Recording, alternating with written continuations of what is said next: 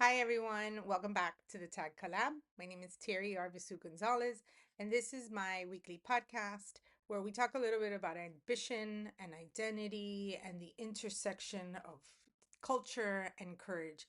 Today is really something that changed sort of the course of the way that I think about winning, not just in business, but in life. And this week's podcast is called The Math of Win Win.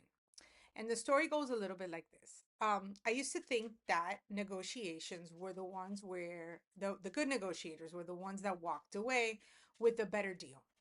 Maybe that's what we were all taught, that success meant outsmarting someone, right? Or the other side. But even then, something in me questioned that idea. To be honest with you, I never really looked at life one day at a time or one deal at a time. My instinct was always to zoom out a bit and to measure success by the overall value of the relationships and the long game of trust over time. And so, what I didn't expect and had never, I mean, I knew this instinctually, but had never seen it quantified up on a screen until I was accepted into a course of the National Association of Broadcasts, their foundation, which is called the program was called the National Association of Broadcast Leadership, BLT, Broadcast Leadership Training. And every month, it was an executive style MBA. Every month, you would go to Washington, D.C., and you would basically, along this, it was about 9 months, 10 months, you would learn how to manage or buy television and radio stations or media companies. And so one weekend, we had this Yale professor who came and talked to us. That part of the course was around negotiations. Um, and what we and essentially we did an exercise, right? And the exercise was meant to show how what I'm talking about today is actually measurable and was quantifiable. It was the first time I had ever seen it up on the screen, what I instinctually knew to be true, right? That relationships over time and the net value of something of relationships and the net value of trust actually over the course of time is probably more not is probably but is more valuable than just one-off deals where one person really just outsmarts the other one. And so the exercise went a little bit like this. He sent It's a case study, and each you were paired up into partners.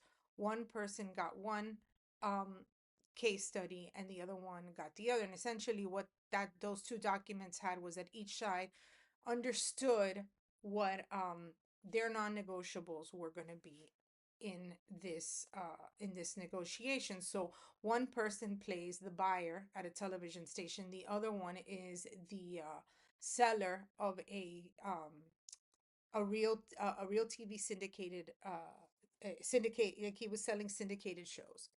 So there were typical deal points, like, for example, licensing fee, number of runs, pay terms, and sometimes marketing or ad commitments.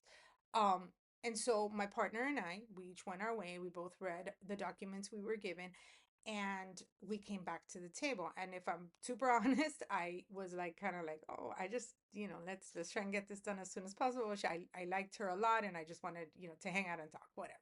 But something occurred to me just to say to her, hey, listen, what are your non-negotiables? These are my non-negotiables.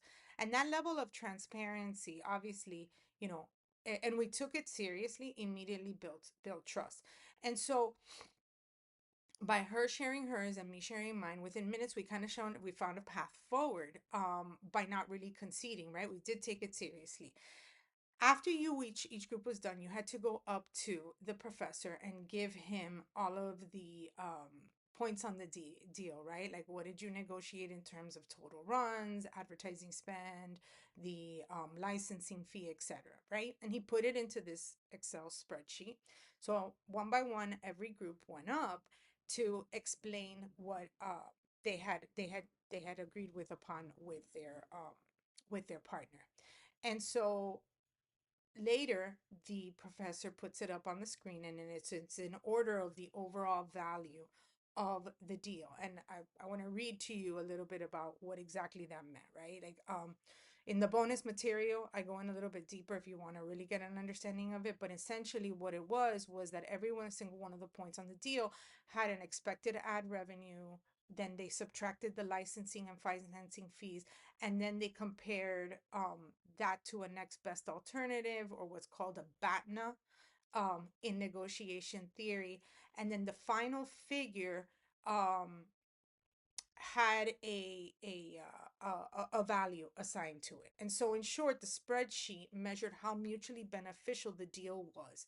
And so, when the rankings appeared, one of the things that I noticed was that the ones on the bottom, the ones with the lowest overall value, were the ones where one side became won out more, much more than the other. And so, I am proud to say that we were the second highest. I definitely wanted to be first, but whatever. To my surprise, we were the second highest in value. Um, and so the lesson really came from there was that. So the professor goes on. He explains it, and one of the things he says was, not only do you see the quantifiable value, right, of creating a bigger share of the pie, for both. But also think about the fact that most people who work in businesses are going to continuously do business with the same people. They know each other. They're going to talk. They're going to share the parts of the deal, the terms of the deal, and they're going to, and that in itself either builds or corrodes trust, right? And so when you walk away from a deal that is a good deal, you're going to come back to do more business with that person. So let's just say that the person who scored lower, right? But came out of the deal with maybe 2 million, and their counterpart came out with 1 million. Let's just say I'm making up those numbers. Um, and figures out that he kind of, and the second one figures out, man, I got a really bad deal here. He's not gonna go back and do business with that person. So while that um while they may have gotten a sweeter deal in that they got more money overall, when you do 10 deals with these people down the road, or potentially are able to do 10 deals with that same person, the truth is you end up making more money over the long run. Yeah, I hope that makes sense. And the lesson here, to ground it somewhat in academics, is this is this is from thinking about negotiations from being a zero sum to what is called an integrative negotiation. It's a framework that was rooted in game theory and popularized in in the book Getting to Yes by Roger Fisher and William I don't know if I'm saying this right, but Uri, who are who were program directors um, on negotiations in Harvard in 1991. Instead of dividing a fixed pie, both sides work to expand it through collaboration and creativity. And so that is essentially what he was able to prove in quantifiable numbers and in an overall value for the deal. That day I realized that when you win in negotiations is the same way when you win in leadership in life, right? In not in dominating, but in creating lasting value and making a bigger pie for both to share in, right? It's kind of the science behind the win-win. Behavioral and neuroscience research back this up as well.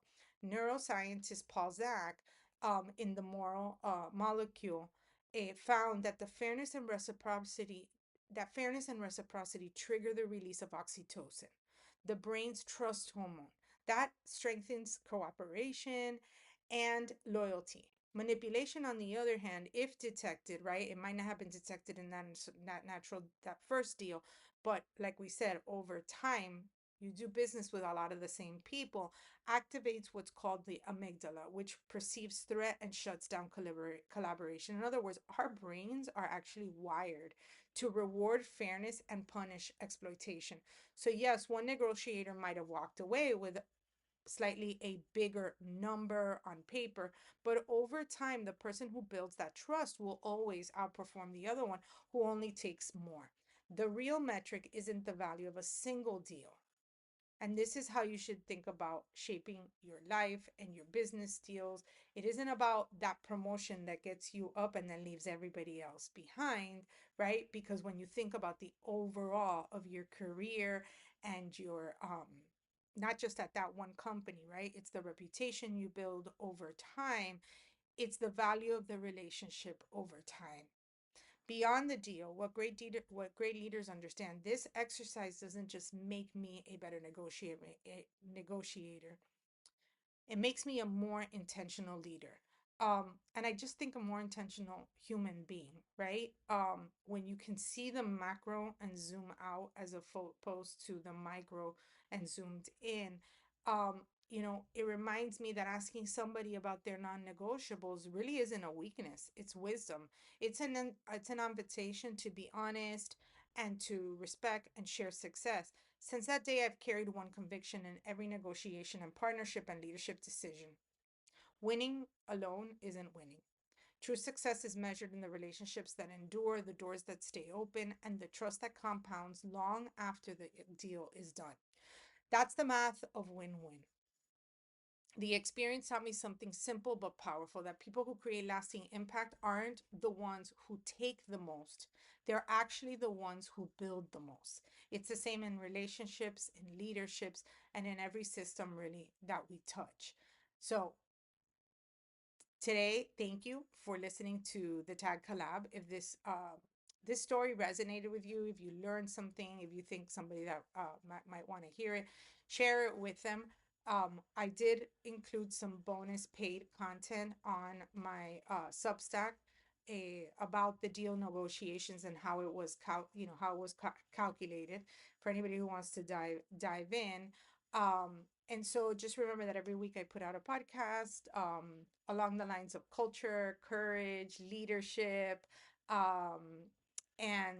So if you subscribe to it, you'll get a notification in your email every week, of that. So for now, enjoy and thank you for listening.